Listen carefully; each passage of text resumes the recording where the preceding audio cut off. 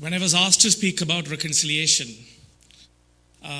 my thought was today the current affairs are dominated by reconciliation. We have many self-proclaimed champions of reconciliation having various theories on reconciliation.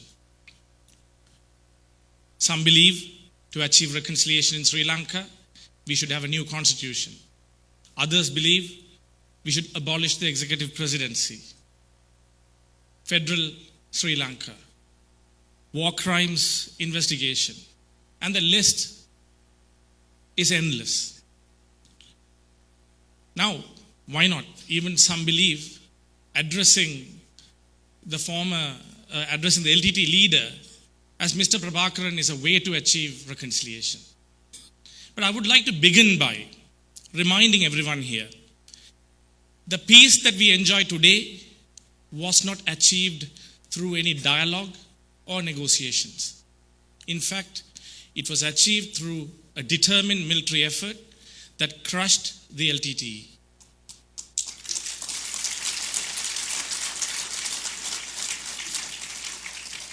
The LTTE are and were a brutal terror outfit with the worst kind of ethno-nationalist ideology. So let us not forget that.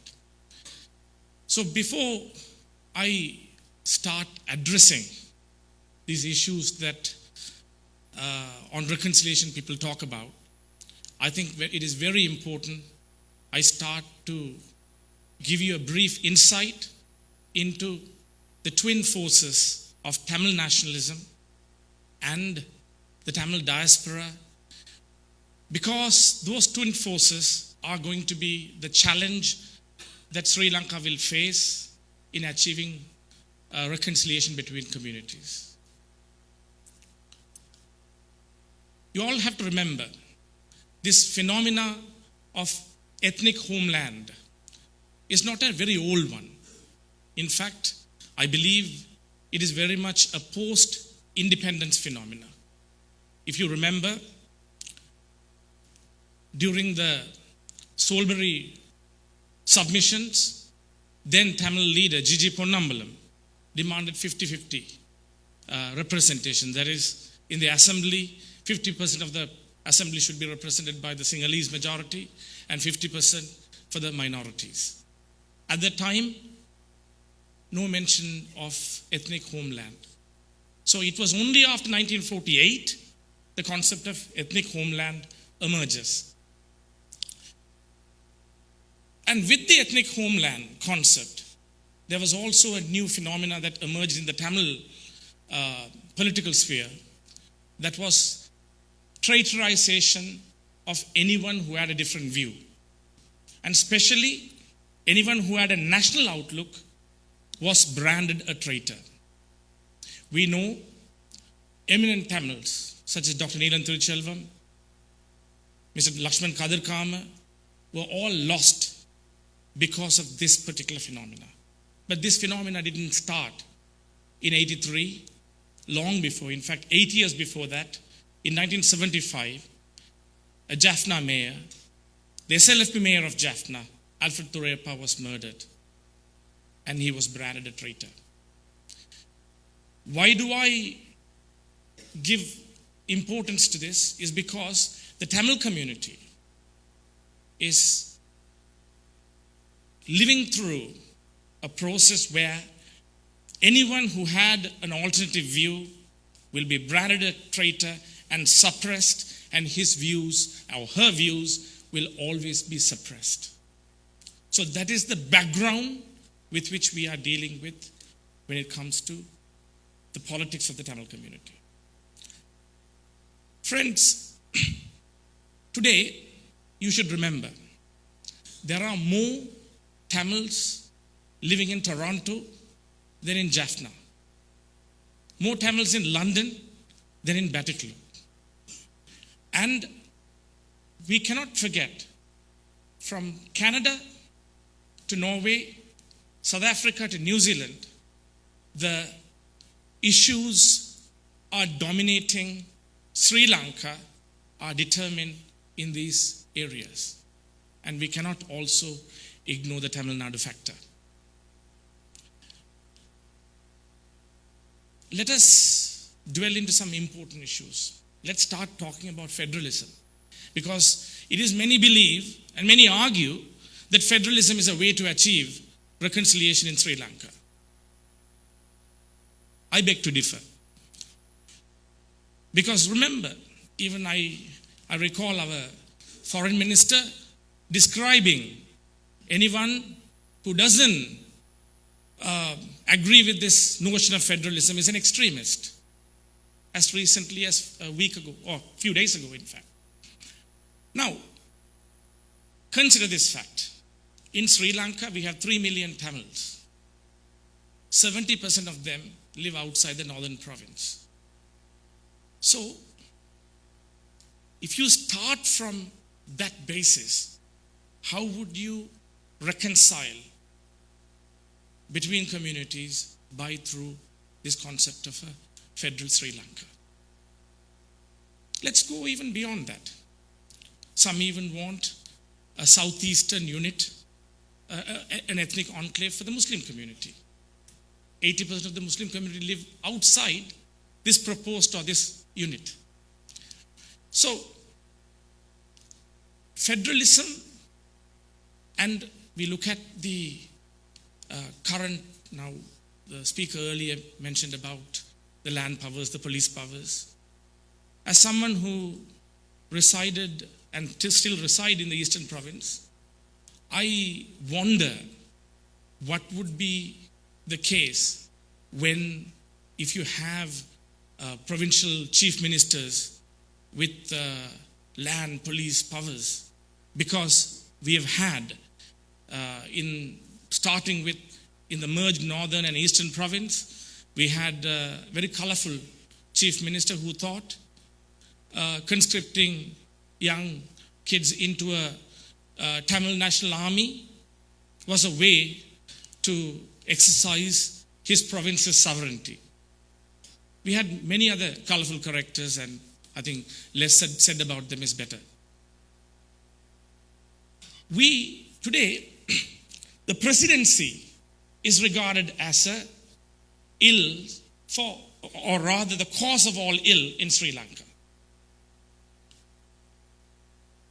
Ladies and gentlemen, we have a responsibility as Sri Lankans to really ask what kind of future we want for ourselves and our children. Today, all the enthusiasm we've had post-war is becoming, one wonders whether it's going to become a pipe dream. We still have dangers rising once again. We hear stories that makes one apprehensive. As a Sri Lankan today, we all have to remember, we cannot afford to bring about change for the sake of change. We are in 45 years since our first Republican Constitution. We've already had 2 constitutions and 19 amendments. Compare that with the United States. Our respectful parliamentarians today believe the sovereignty lies with the parliament. Again, I beg to differ. The sovereignty lies with we, the people of Sri Lanka. And we exercise our sovereignty not through just the parliament, but also the executive and the judiciary. So imagine having an all-powerful parliament where the prime minister, directly elected or not, exercising all the powers that we have as people without provision for separation of powers. The executive, the legislature, and the judiciary should have separated powers, and that is the way we can ensure as people that our sovereignty is secured.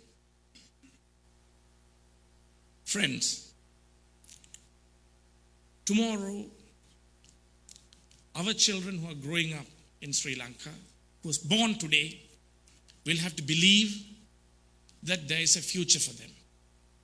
They do not need to travel abroad to find work, or their aspirations cannot be looking elsewhere.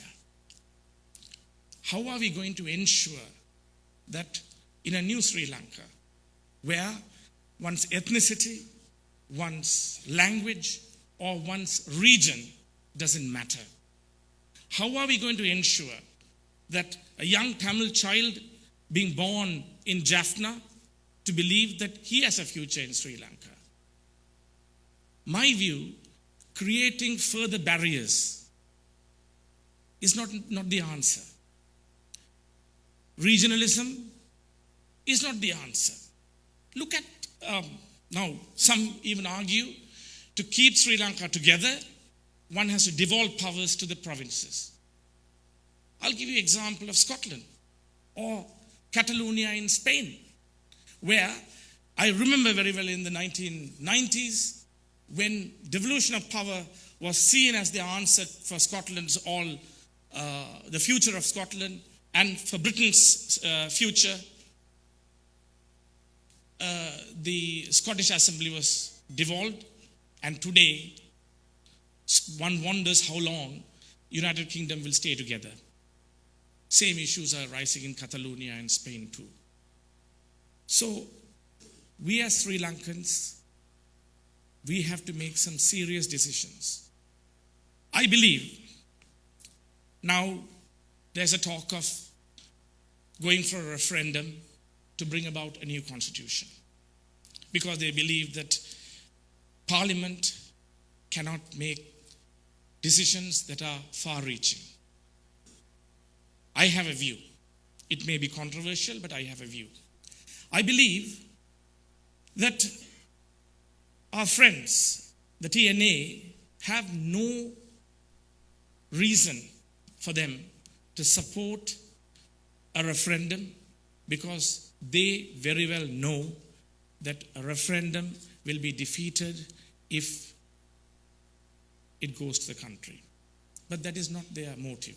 I strongly believe that they will persuade through their propaganda for the northern and eastern provinces to vote in favor, and when the rest of the country votes against it, that will provide the TNA with what they call a mandate for a separate agenda. Because I remember that is how their political process began in the 1977 period. So, as Sri Lankans, we all should recognize that the dangers that we face in the country are many. And many things are not what it seems. So, I think to sum up the dangers we face in Sri Lanka today, I think we should look for a Sri Lanka where expressways connecting Badula to Batiklo, Trincomalee to Anuradhapura, from Puttalam to Colombo should connect our towns and cities. A country of 65,000 square kilometers is not a big country where for people to live together, where people can have mobility. And only way we can ensure our citizens are empowered is by creating mobility between people, not by creating barriers. Friends, it is up to all of us as Sri Lankans to create the processes that will enable our children to move forward. I have a dream. My dream is a child who is born today. In 20 years, the child could be a Muslim child, a Tamil child, or a Sinhalese child, can dream of even becoming a president of Sri Lanka one day. So, hold on to that thought. Do not support further barriers, and I humbly request you all to think about Sri Lanka's future, because that is what we all want. Thank you very much.